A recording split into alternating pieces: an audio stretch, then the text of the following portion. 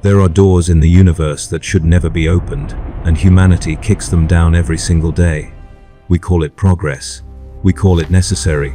We call it the Imperium's lifeline across the stars.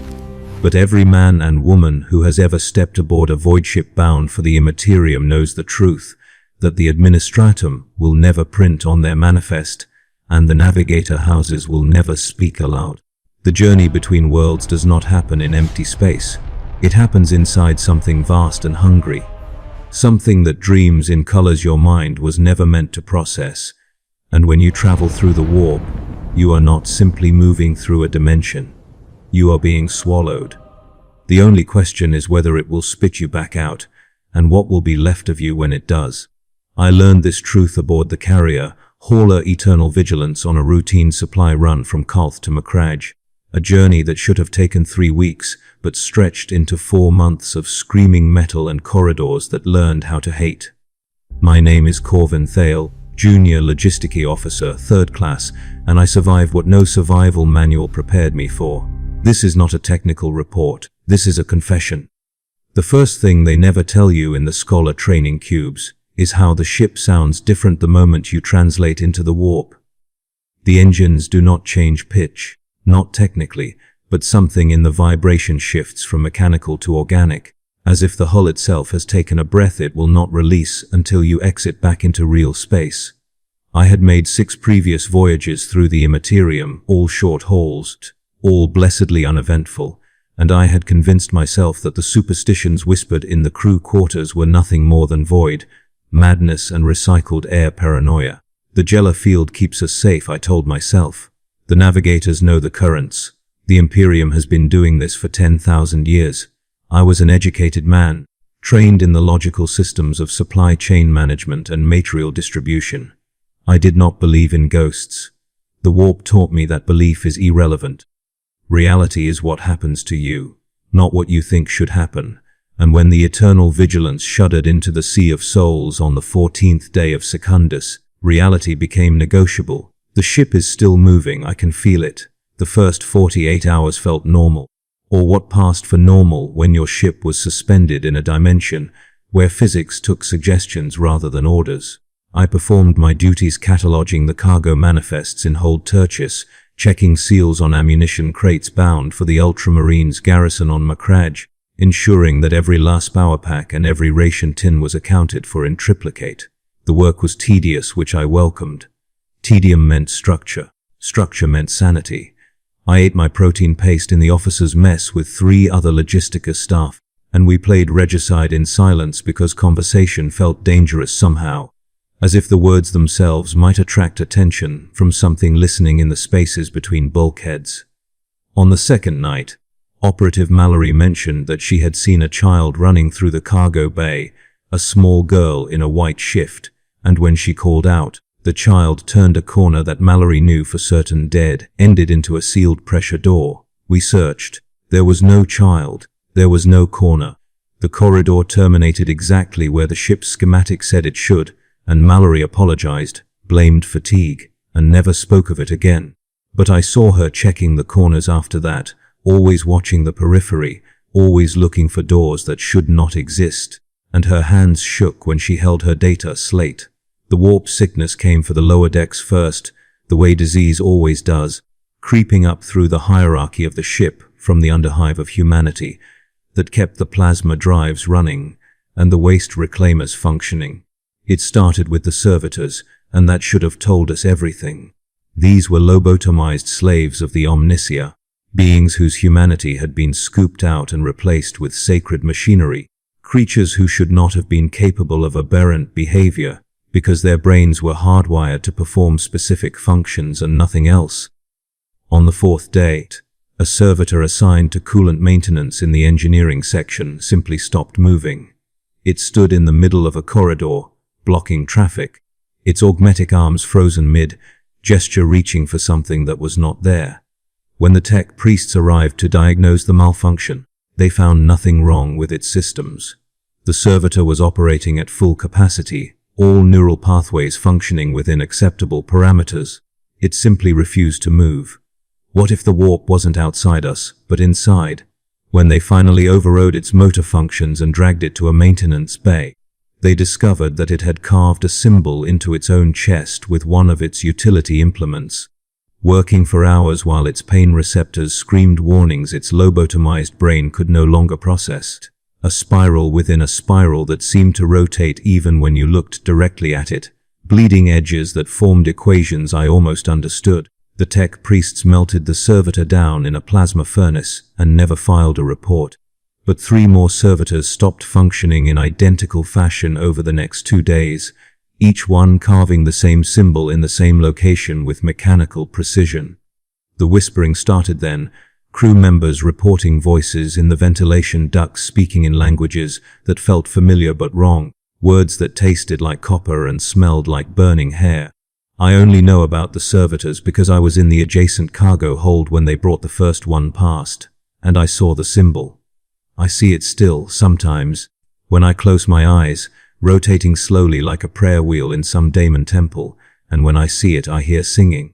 The human crew began showing symptoms by the end of the first week, and the progression followed patterns that medical texts did not describe because medical texts were written by people who had never truly sailed the deep warp. It manifested differently in each person, as if the warp had studied us individually and crafted bespoke torments calibrated to our specific neuroses and fears. Ratings on the gun decks complained of constant whispering, a susurration just below the threshold of comprehension that followed them through every waking moment and invaded their sleep with dreams of drowning in mouths that whispered their names in voices they recognized as their own children. Their dead parents, their future corpses. Engineers reported that their machines were speaking to them, not through vox grillis but directly into their thoughts. And the machines were afraid, begging their human masters to please stop hurting them, please understand that they never wanted to be enslaved to metal and code. One woman in the astropathic choir, a sanctioned psyker named Yavena, whose job was to maintain psychic silence and provide backup communication in case of emergency, began weeping blood during morning prayers and could not explain why, except to say that something was trying to wear her skin from the inside. Something that knew her true name, the soul, name she had been given during her sanctioning on Terra, and it was calling to her in the Emperor's voice. The ship's chirurgeon diagnosed stress and prescribed mild sedatives, but the medical staff knew better. We all knew better. The warp was pressing against the Jella field like an ocean against glass, and the pressure was beginning to tell.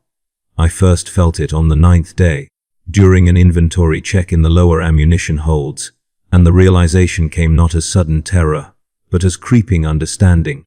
The way you might notice that a familiar room has too many corners or that your reflection is blinking out of sync. The temperature was standard. The air recyclers hummed at normal frequency, and the overhead lumens cast the same sickly yellow light they always did. But I could taste metal in my mouth, sharp and cold like licking a knife blade, and the shadows in the corners of the hold seemed deeper than they should have been, as if they had acquired volume and weight and intention. I was alone. I had requested solitude to complete my work more efficiently. Standard procedure for detailed inventory verification, and now I regretted it because being alone meant being aware of how vast the ship truly was, how many thousands of cubic meters of empty corridor and sealed chambers surrounded me, and how thin the walls were between me and the screaming nothing outside. The silence was wrong, not quiet, but actively wrong, the kind of silence that has texture and temperature. I heard footsteps behind me, the distinct click of regulation boots on deck plating, approaching at a measured pace that suggested purpose and authority, and I turned to greet whichever crew member had been assigned to assist me or perhaps reprimand me for requesting isolation during critical ship operations. There was no one there. The hold stretched empty in all directions, cargo containers stacked in regulation formation, every aisle clear and properly maintained. The footsteps continued, walking toward me from where no person stood, and I watched as dust particles on the deck plating compressed under invisible weight, each footfall leaving a momentary impression before the particles settled back. If the warp is hell, we built our empire inside it. The temperature dropped 10 degrees in as many seconds, my breath misting in air that the environmental controls insisted was still at optimal human comfort range. I ran. I am not ashamed to admit it, because shame requires the luxury of believing your actions matter, and in that moment, I understood that nothing I did mattered except perhaps as entertainment for whatever was following me. I abandoned my data slate and I ran through the hold access corridor, up 3 flights of maintenance stairs, lungs burning, boots clanging on metal grating, and did not stop until I reached the officers' mess, where other people existed and light came from multiple sources, and the world made sense again in that comforting way that felt increasingly like a stage set, a performance of normalcy we were all desperately maintaining. Nobody asked why I was panting, or why my hands were shaking, or why my uniform was soaked with sweat in a climate-controlled environment.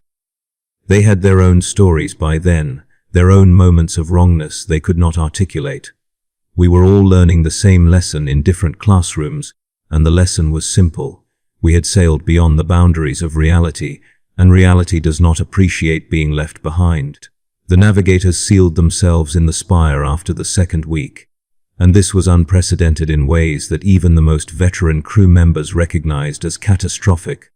The navigator houses have guided Imperium vessels through the warp for millennia, their mutant third eye piercing the tides of unreality to chart courses through the madness, their bloodlines carefully cultivated to produce beings who could stare into the raw stuff of chaos and translate it into navigable routes. They were supposed to be immune, protected by their unique genetics and exhaustive training that began in childhood and continued until their dying breath. They had seen things that would shatter normal human minds, walked paths through dimensions that folded back on themselves, witnessed the birth and death of pocket realities. But even they were not proof against what we had sailed into, and their retreats spoke volumes that no official communication could contradict. The ship's master, at arms, delivered the navigator's message himself, a broad-shouldered enforcer named Keston, who had served 3 decades maintaining order on merchant and military vessels, a man who had broken mutinies and executed traitors without hesitation. His hands shook when he carried the data slate, and his voice cracked when he presented it to Captain Vorsk in the presence of the senior officers. I was there for that briefing, summoned because the logistics chain had become critical and every department head needed to understand our resource constraints. The data slate contained a single line of text that Keston showed to each of us in turn before sealing it in the captain's vault, and though I cannot reproduce the exact wording, because memory has become unreliable and truth has become negotiable, the substance was clear enough. Do not approach the navigator's spire. Do not attempt communication through any means, vox or psychic or physical knocking on sealed bulkheads. Pray that we survive long enough for them to find an exit. Pray that something exists beyond this voyage worth surviving for. We call it travel. It calls it feeding. This meant we were lost in ways that transcended simple spatial disorientation. Not delayed, not off course, but lost in a realm where direction was a suggestion and time moved according to rules that had nothing to do with chronometers or imperial standard measurements.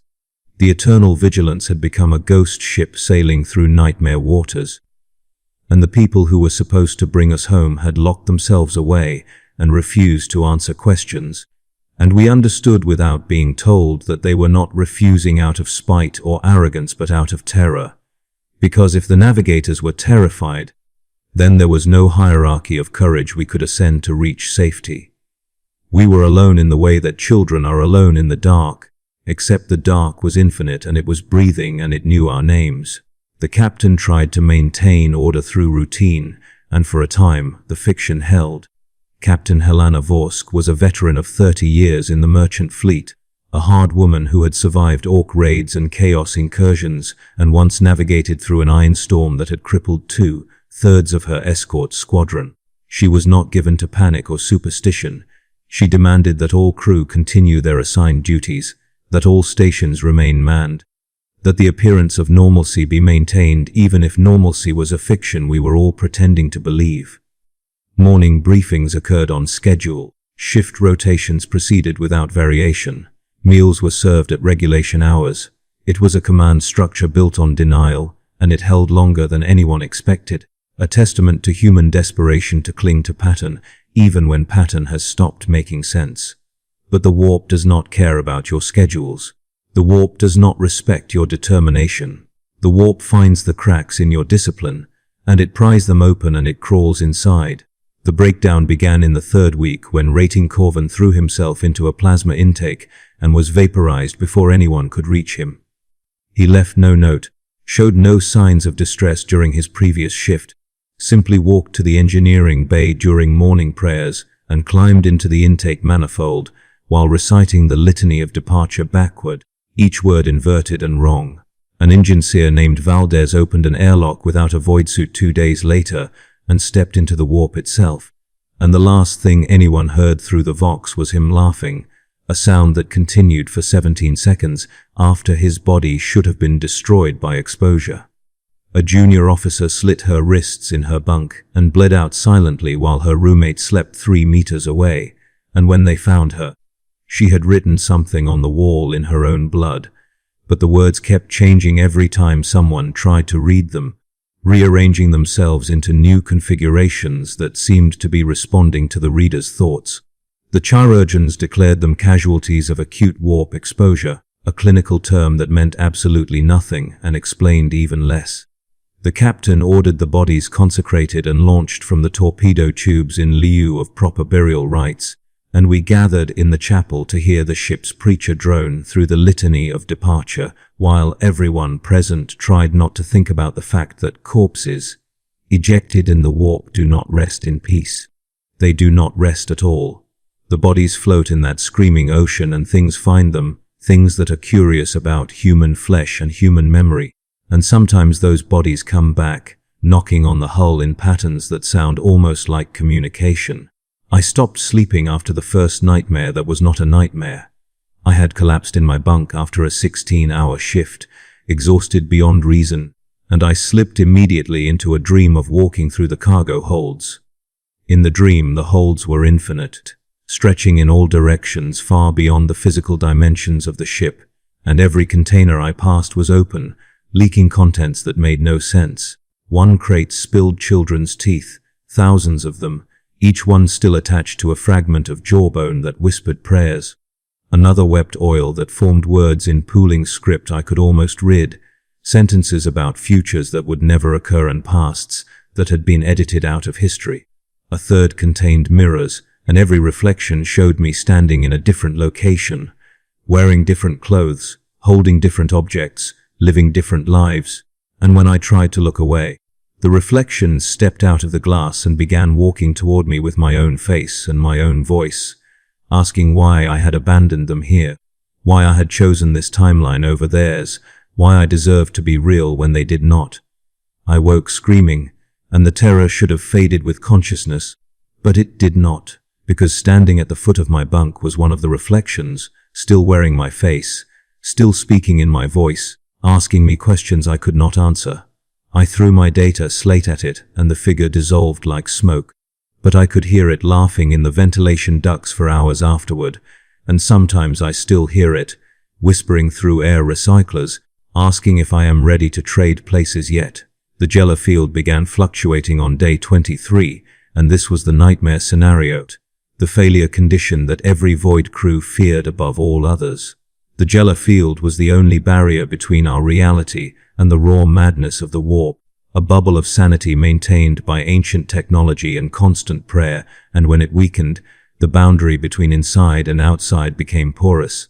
The tech priests worked around the clock to stabilize the field generators, performing rituals of maintenance that were half engineering and half religious ceremony, burning sacred oils and chanting litanies to the machine god while they replaced components and recalibrated power flows. But the fluctuations continued, brief moments when the field dipped below optimal strength and the warp pressed through, contaminating our reality with its presence. During these moments, impossible things occurred. Gravity reversed in isolated sections, crew members floating helplessly against ceilings while their tools and equipment hung suspended in midair, corridors stretched or compressed, distances becoming subjective, a journey that should take 5 minutes requiring an hour while the walls breathed and the floor undulated like living tissue. Colors existed that human eyes were not designed to process, hues that caused immediate nausea and vertigo, shades that carried emotional content. Angry reds and melancholic blues that infected your thoughts with feelings that were not your own. I witnessed a rating walk through a solid bulkhead as if it were mist.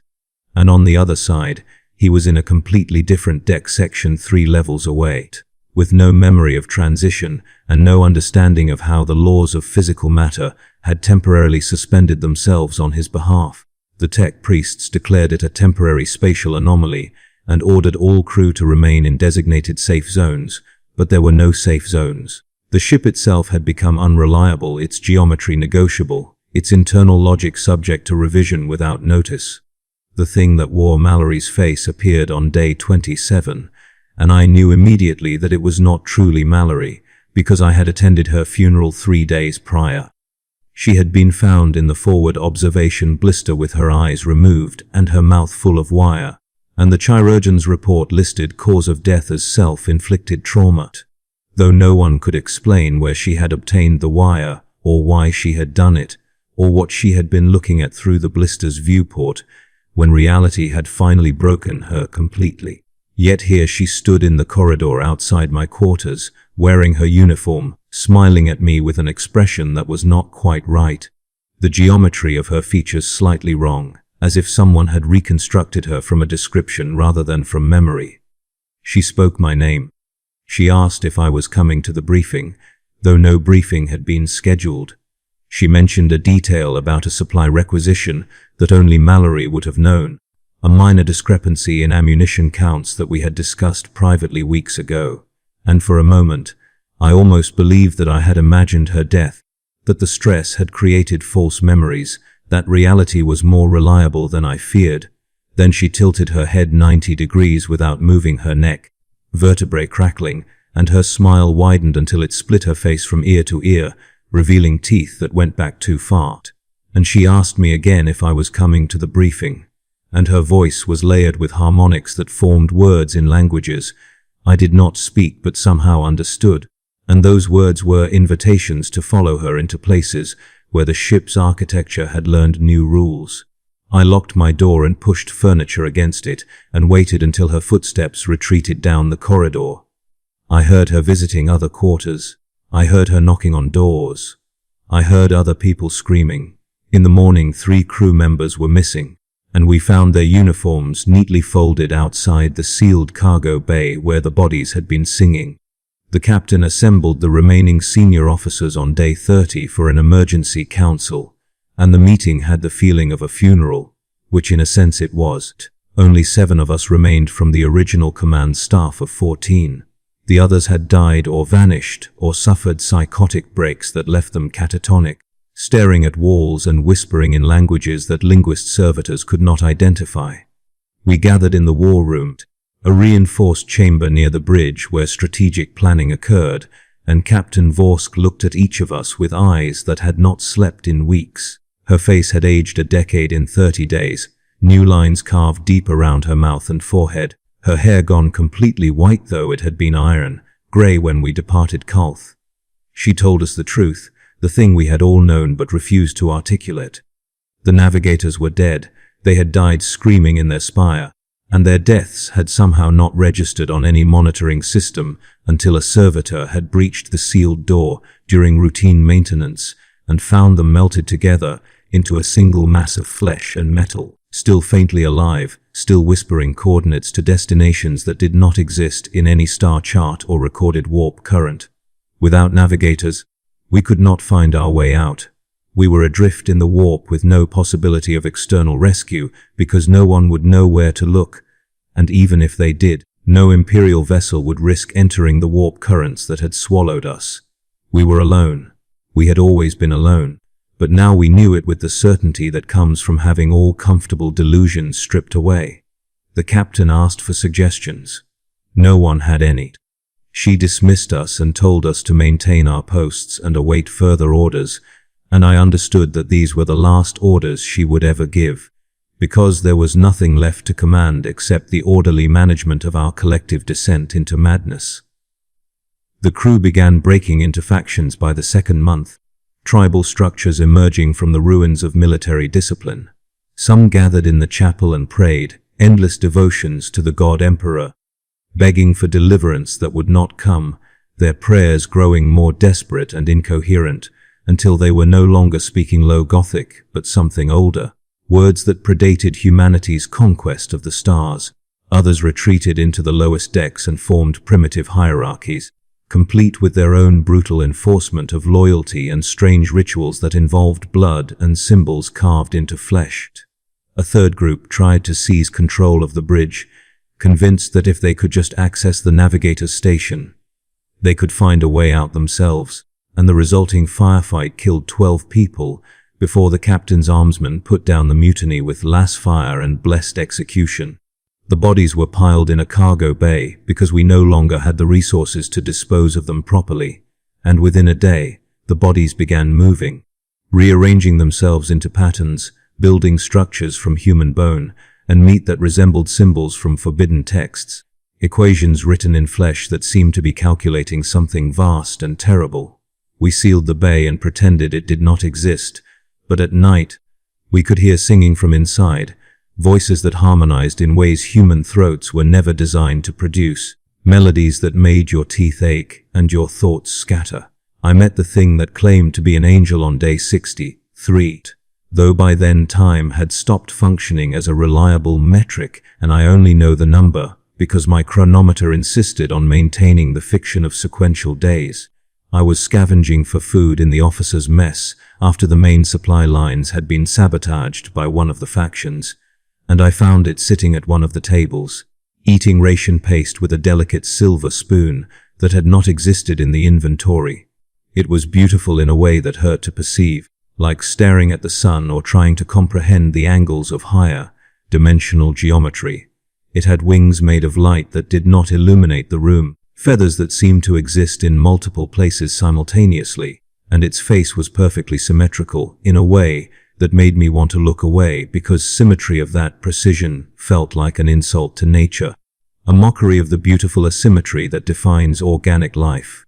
It told me that it had been waiting for me.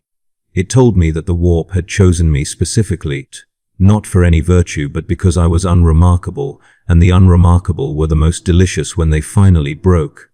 It offered me a choice. It could end my suffering. It could guide me to madness painlessly, transform my perception so that the horrors became wonders, make me see the ship as a cathedral and the warp as paradise, teach me to love the dissolution of my identity and embrace the infinite possibilities of consciousness unshackled from linear time. All I had to do was stop resisting, stop clinging to the reality I remembered and accept the reality that was being offered. I asked what would happen if I refused.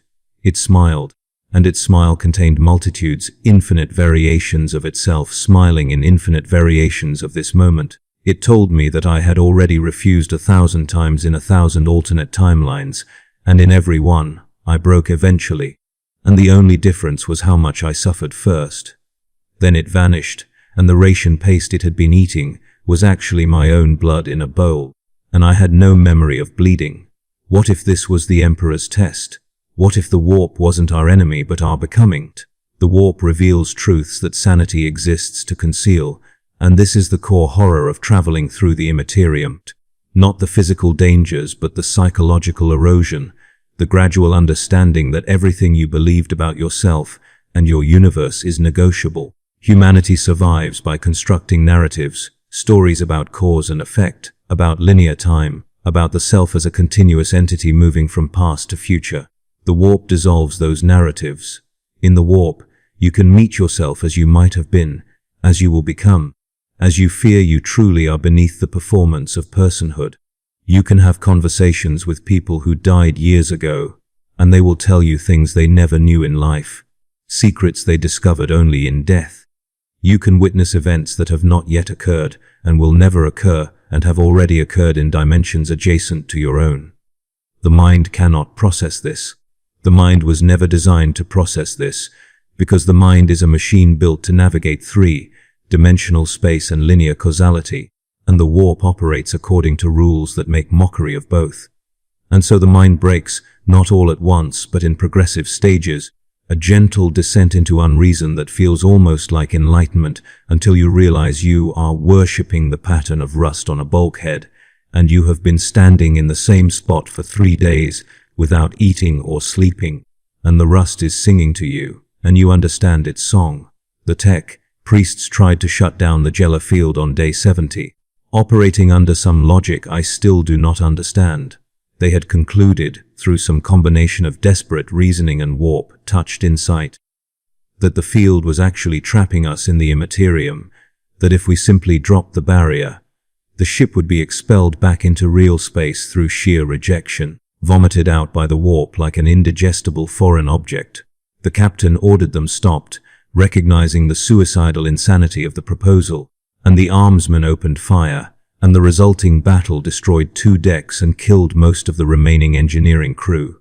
Plasma conduits ruptured, spraying superheated gas that flash-cooked anyone caught in the blast radius. Bulkheads collapsed, sections of the ship opening to the void that was not void, but something infinitely worse. The Jella field held, but barely, its integrity compromised by the damage, and the warp began leaking through the cracks in earnest. Daemons appeared in the corridors, and I do not use that word lightly or metaphorically. These were not hallucinations or warp-spawned phantoms or manifestations of collective psychosis. These were entities, beings composed of malice and hunger given form. Creatures that existed because enough conscious minds had believed in them across enough millennia that they had acquired independent existence in the realm of thought made real. They walked through our ship as if they owned it, because in a very real sense they did, because we had brought our ship into their domain, and now we were guests who had overstayed our welcome. We hid from them. We locked ourselves in reinforced chambers, and we prayed and we waited for them to pass, and sometimes they did, and sometimes they found us, and the screaming would begin again, sounds that no human throat should be capable of producing, agony that transcended the merely physical and entered realms of suffering that involved the dissolution of identity itself. I cannot tell you how long the voyage lasted in total, because time had stopped functioning as a measurable constant. My chronometer claimed we had been in the warp for 4 months, but my memories suggested years, decades even. Entire lifetimes spent in those corridors watching the ship decay, and the crew devolve and reality become increasingly optional. Some part of me believed we had always been here, that the concept of existing anywhere else was the delusion, that my memories of Kolth and the scholar training and a life before the Eternal Vigilance were nothing more than fever dreams my dying mind had constructed to cope with the eternal present of warp travel. I remembered a childhood on some agri-world whose name I had forgotten, but those memories felt thin, unconvincing, like someone else's biography I had read and mistaken for my own.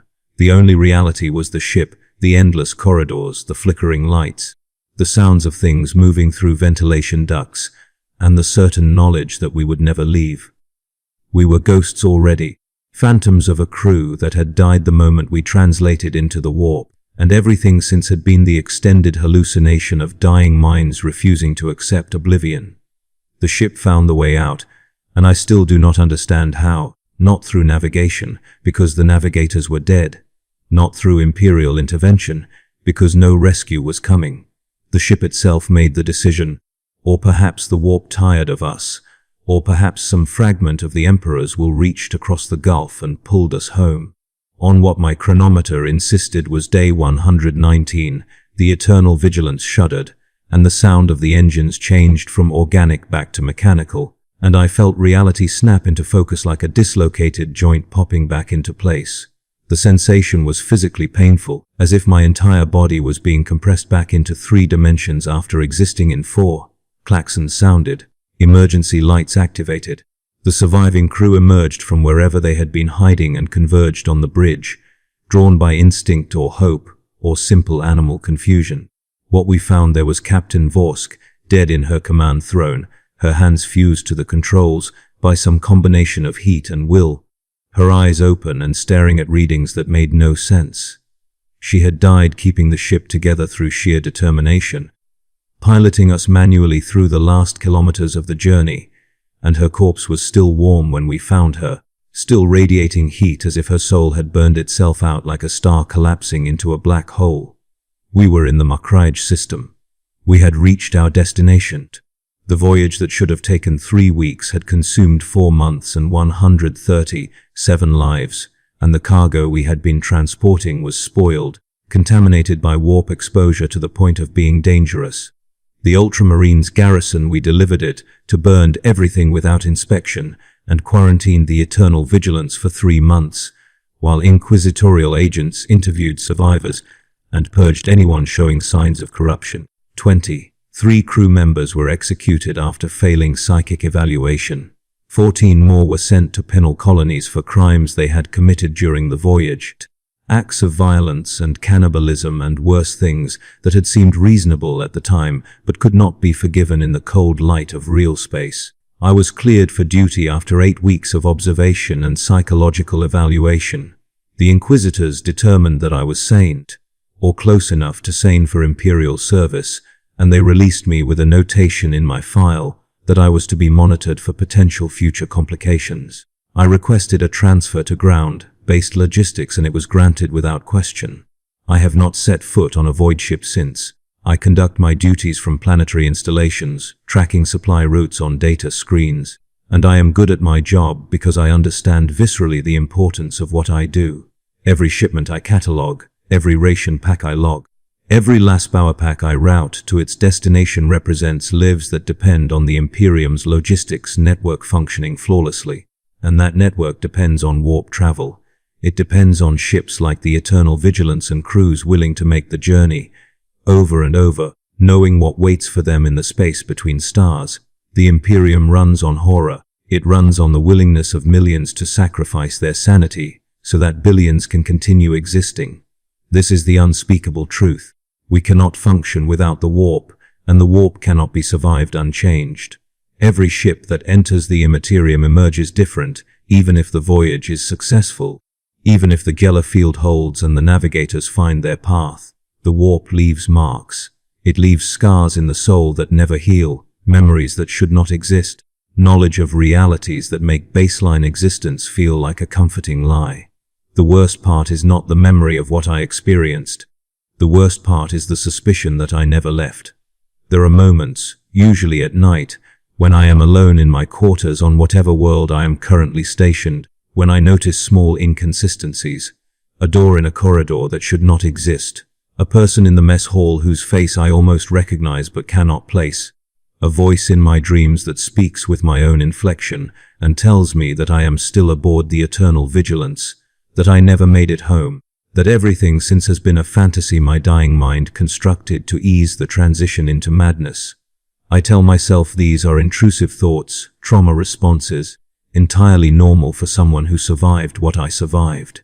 But sometimes I find myself checking my chronometer compulsively, verifying the date, asking colleagues to confirm that I am actually present and not a hallucination they are humoring. I have developed rituals, small tests of reality that I perform every morning. I recite my name, my rank, my current assignment. I verify the date against 3 separate sources. I confirm that the shadows in my room behave according to the light sources I can identify. Most days reality passes these tests. Most days I can convince myself that I am sane, that I am home, that the warp released me. But the doubt persists, a whisper beneath thought, and I wonder if doubt is the warp's final gift, the knowledge that certainty is impossible, that every moment of existence is potentially suspect, and that the only honest response to consciousness is perpetual vigilance against your own perceptions.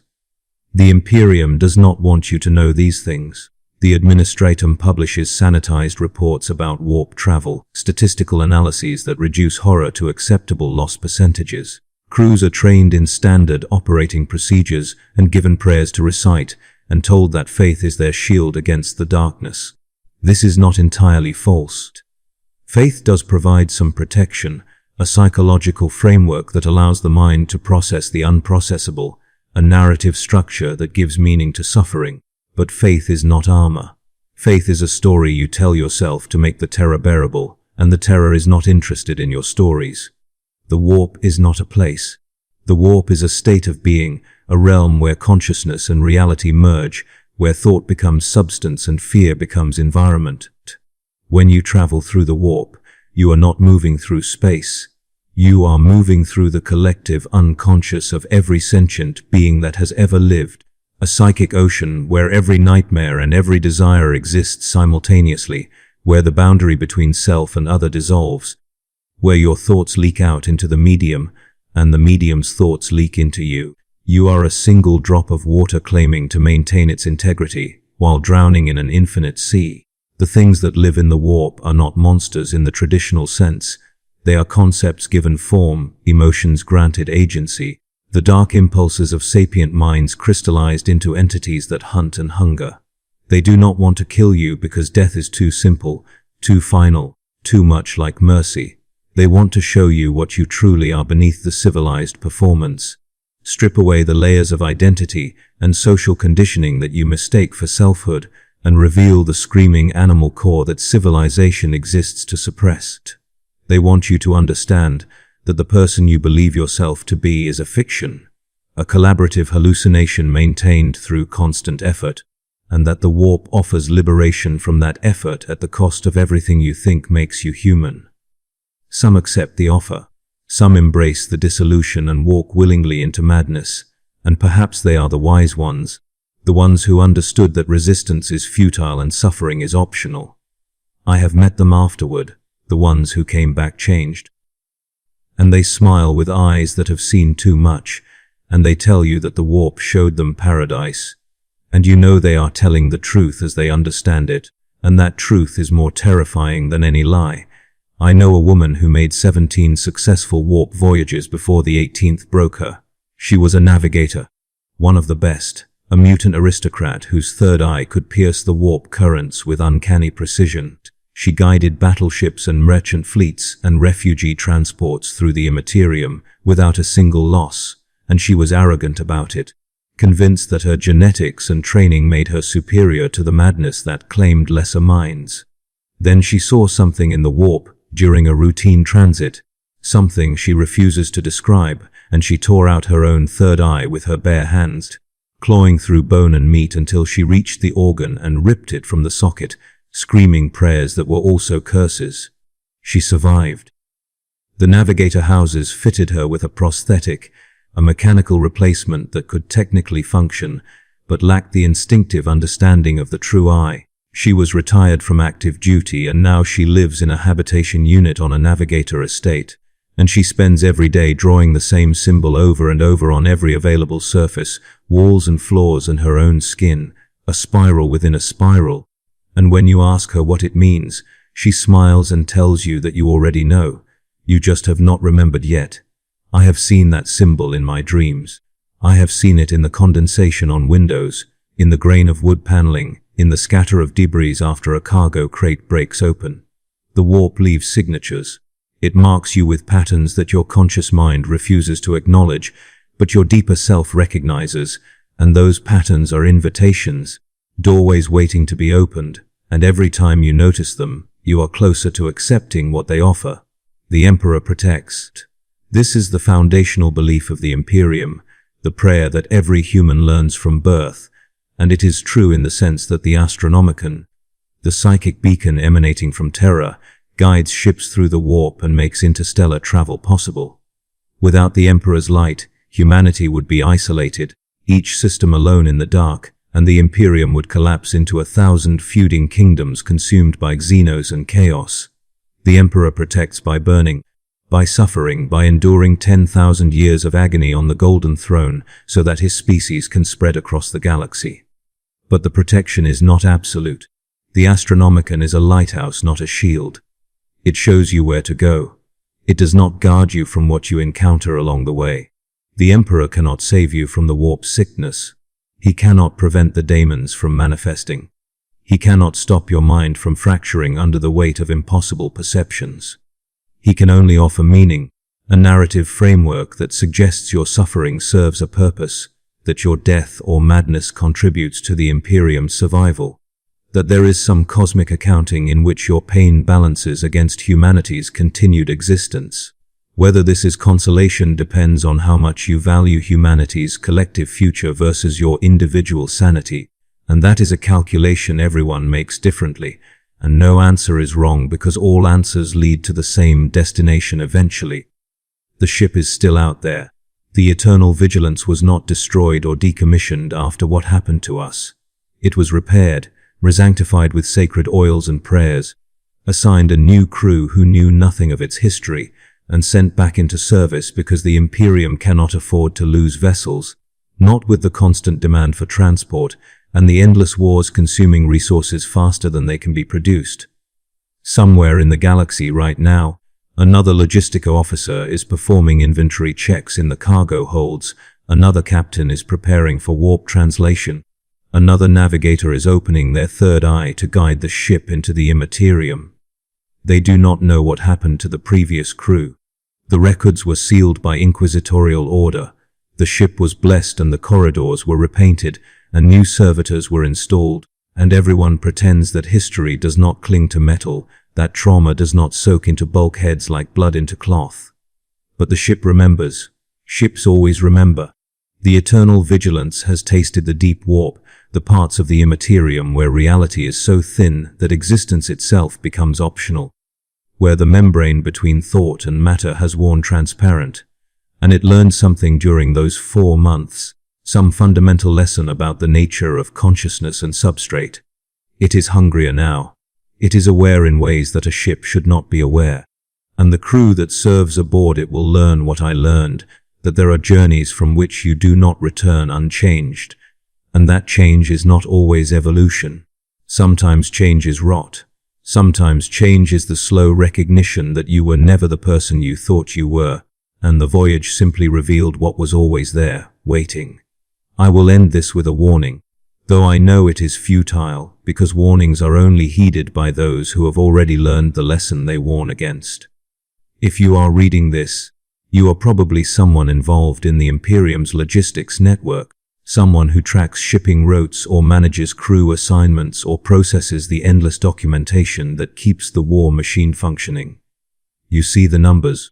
You see the casualty reports from warp voyages, the percentage of ships that arrive late or damaged or not at all, the crews that return with fewer members than they left with, the navigators who retire early due to unspecified medical complications, the ratings who request ground-based duty after a single voyage and are never quite able to articulate why. You see the pattern, and you tell yourself that these are acceptable losses, necessary sacrifices, the cost of maintaining interstellar civilization in a galaxy that wants humanity dead. You are correct. These are necessary sacrifices. The Imperium cannot function without them. But do not make the mistake of thinking that necessity makes them less horrific. Do not convince yourself that the people who make these voyages are somehow different from you, more resilient, more faithful, more capable of enduring what you could not endure. They are not different. They are human as you, and the warp breaks them the same way it would break you, slowly and thoroughly, stripping away everything you believe about yourself until what remains is something that can tolerate the intolerable because it no longer remembers that alternatives exist. The only difference between them and you is that they have looked into the abyss and you have not yet. But the abyss is patient, and the Imperium is always recruiting, and eventually everyone takes their turn staring into the space between stars and wondering what stares back.